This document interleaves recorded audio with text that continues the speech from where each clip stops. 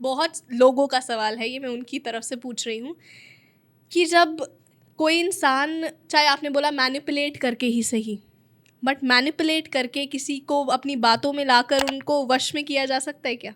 So there is another subject called hypnotism. Okay. Hypnotism is basically a science in which you deal with someone's subconscious mind. और उस subconscious mind के साथ deal करते हुए आप सामने वाले को काइंड ऑफ एक ऐसी स्टेट में डाल सकते हो जिस स्टेट में वो आपकी इंस्ट्रक्शंस और आपकी सजेशंस को मानना शुरू कर देता है. पर डिस्क्लेमर, ये तभी होता है जब सामने वाला इसके लिए विलिंगली खुद से सबमिटेड है आपके सजेशंस के प्रति, और विलिंगली वो चाहता है कि वो आपकी सजेशंस को, आपके वर्बल कम्युनिकेशन को वो सुने, समझे और उसको एक्सेप्ट भी करे. ये तब नहीं होता जब आप चाहते ही नहीं कि वो ऐसा हो उसके साथ.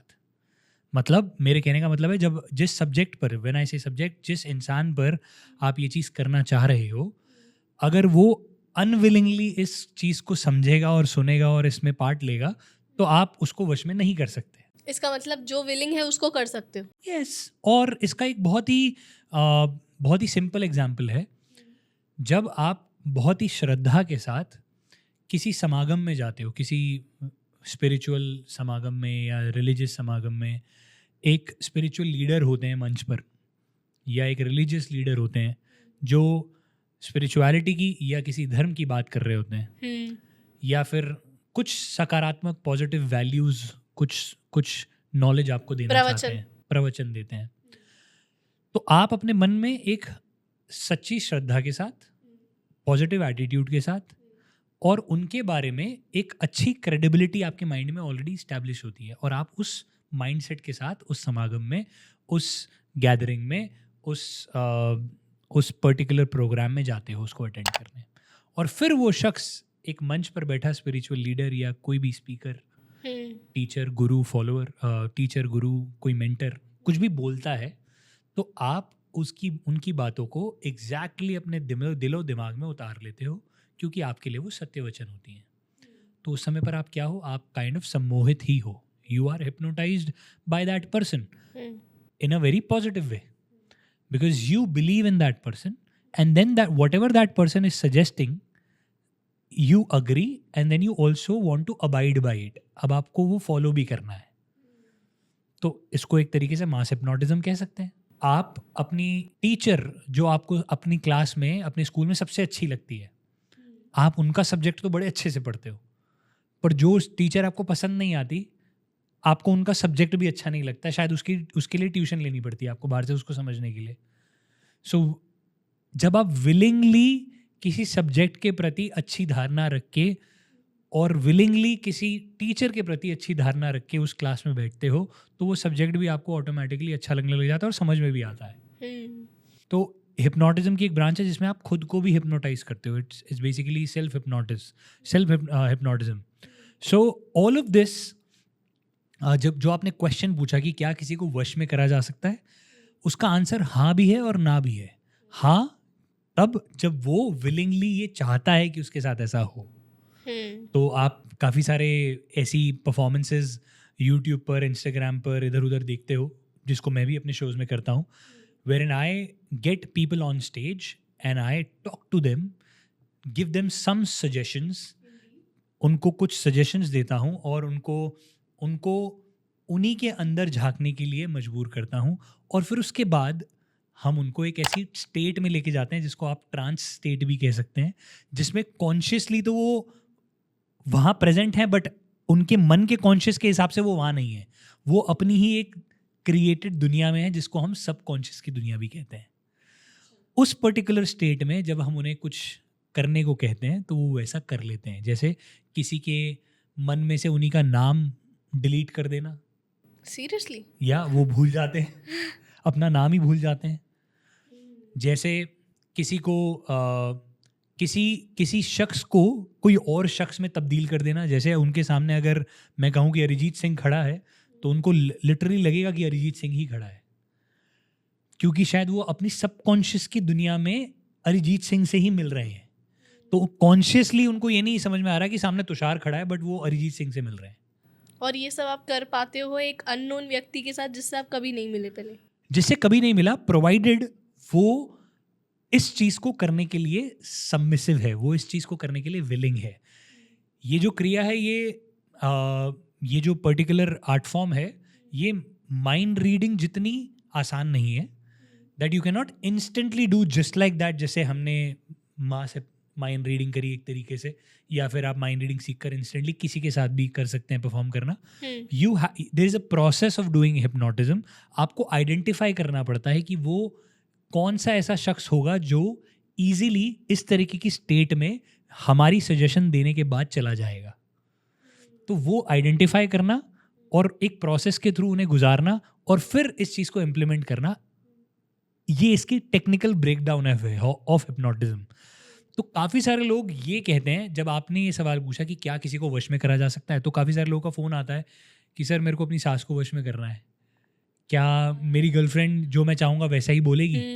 तो वो लोग इस कला को मिसयूज करे अननोइंगली, एग्जैक्टली ये नहीं कहूँगा, क्योंकि उन्होंने तो यही देखा है कि किसी ने उनको बोला कि आप अपना नाम भूल गए, वो भूल गए। किसी ने बोला कि आप अपनी जेब से ये नोट निकाल कर मुझे दे दें, तो उन्होंने देखा यार ये तो एक तरीके से वश में कर लिया। उन्होंने आगे पीछे इस कला की डेप्थ नहीं समझी। तो जब मैं आपको ये कहता हूँ कि इट्स अ प्रोसेस, जब मैं आपको ये कहता हूँ कि सामने वाला विलिंग होना चाहिए, तो ये एक्चुअली में एक साइंस है जिसको पढ़कर समझकर फिर सामने वाले के ऊपर आप अप्लाई करते हो। और ये ज़रूरी नहीं है कि आप सामने वाले को उस स्टेट में डालकर उसे हिप्नोटाइज कर ही पाओ, ये श्योर शॉट नहीं है। जब कोई एक्सपर्ट बन जाता है तो वो इस तरीके से अपना चयन करता है अपनी ऑडियंस का कि वो इस आर्ट को सफलतापूर्वक 100% अपनी ऑडियंस के सामने कर पाए। तो जो लोग वीडियोस देखकर फ़ोन करते हैं उनको लगता है कि अच्छा ये कोई कला है, अगर मैं सीख लूँगा या कोई मंत्र है मैं सीख लूँगा तो मैं भी कर पाऊँगा। आप भी कर पाएंगे, बट पहला ये कोई मंत्र नहीं है, ये कोई तंत्र नहीं है। This is again another art, logical art, more of it is derived from the art of psychology and verbal deception. तो जब आप इस कला को, इस वर्बल डिसेप्शन को सीख जाते हैं और फिर सही चयन करके लोगों का, जो लोग विलिंग है, जो खुद से ये चाहते हैं कि हाँ वो कुछ ऐसा एक्सपीरियंस करना चाहते हैं कि कैसा लगता है सबकॉन्शियस स्टेट में जाके कोई चीज़ महसूस करने का, उन लोगों पर आप हिप्नोटिज्म को अप्लाई कर सकते हो। और उन लोगों को सजेशन देके, कई लोग इसको हील करने के लिए भी यूज़ करते हैं। कोई बीमारी हो, कोई दर्द हो आपके शरीर में, कई लोग सामने वाले को मोटिवेट करने के लिए भी इसको यूज़ करते हैं। कई लोग इसको एग्ज़ाम्स का फियर दूर करने के लिए भी यूज़ करते हैं। कई लोग इसको, जो लोग डिप्रेशन में हैं उनको बाहर आने के लिए भी यूज़ करते हैं। उनको क्लिनिकल हिप्नोथेरेपिस्ट बोला जाता है, हिप्नोथेरेपिस्ट बोला जाता है, जो हिप्नोथेरेपी करते हैं। So a lot of people, those who are technically trained and sound enough to actually do this. तो जब आप ये कहते हो कि क्या किसी को वश में किया जा सकता है, उसके दो ही जवाब हैं, हाँ भी और ना भी। If you go by the technical books of hypnotism, then you will actually see that people have created that experience for somebody कि जैसा वो कह रहे हैं वैसा वो कर रहे हैं। अगर उन्होंने बोला कि आप अपना नाम भूल गए हो तो लिटरली भूल गए हो। और काफ़ी बार और इसका आंसर ये भी है कि नहीं, आप किसी को भी ऐसे ही वश में नहीं कर सकते, राइट? सो लिटरली उस समय पर कोई किसी के वश में नहीं होता। You are just making them experience their own capability, their own world of possibility, जो उनके अंदर ही है। तो आप एक्स्ट्रा कुछ नहीं कर रहे हो। ये आपका चमत्कार या आपकी शक्ति, आपकी पावर नहीं है कि आपने उनको उनका नाम भुलवा दिया। आपकी उस साइंस का, आपके उस वर्बल सजेशन की पावर है जो उन्होंने एक्सेप्ट करी और फिर अपने ही अंदर की कैपेबिलिटी को एनहांस करके उस स्टेट में पहुंचे जिस स्टेट में वो ऐसा महसूस कर पा रहे हैं कि लिटरली ये तो अरिजीत सिंह ही है। It's a little technical, it's a little more technical than what I'm explaining you. So yeah, that's what it is. This is definitely technical, but this feels magical for sure. Absolutely. तो इससे मेरे को यही पूछना है next आपसे कि आप all of this is closely sounds like this is related with the black magic.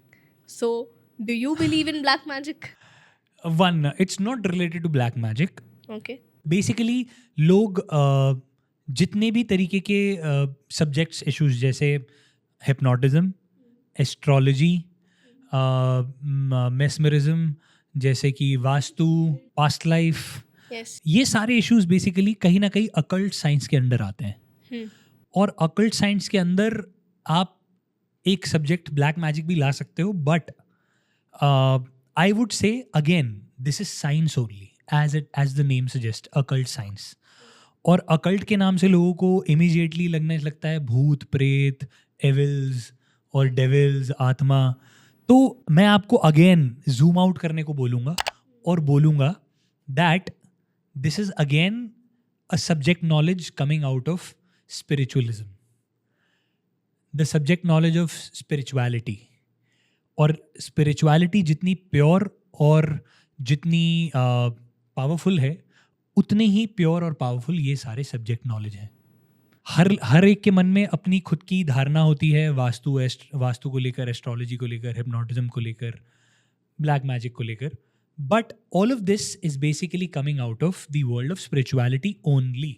If you actually, मतलब अगर आप बाल की खाल निकालेंगे तो आपको दिखेगा कि आप हर प्रोसेस के थ्रू किसी ना किसी तरीके से डिवाइन की ओर ही जा रहे हैं, स्पिरिचुअलिटी की ओर ही जा रहे हैं. क्योंकि you actually in all these sciences, somewhere or the other, you explore your subconscious, you explore your inner self. आप बाहर के वर्ल्ड से अपने आप को काट कर आप अपने अंदर जाते हो. हिप्नोटिज्म में बेसिकली यही होता है.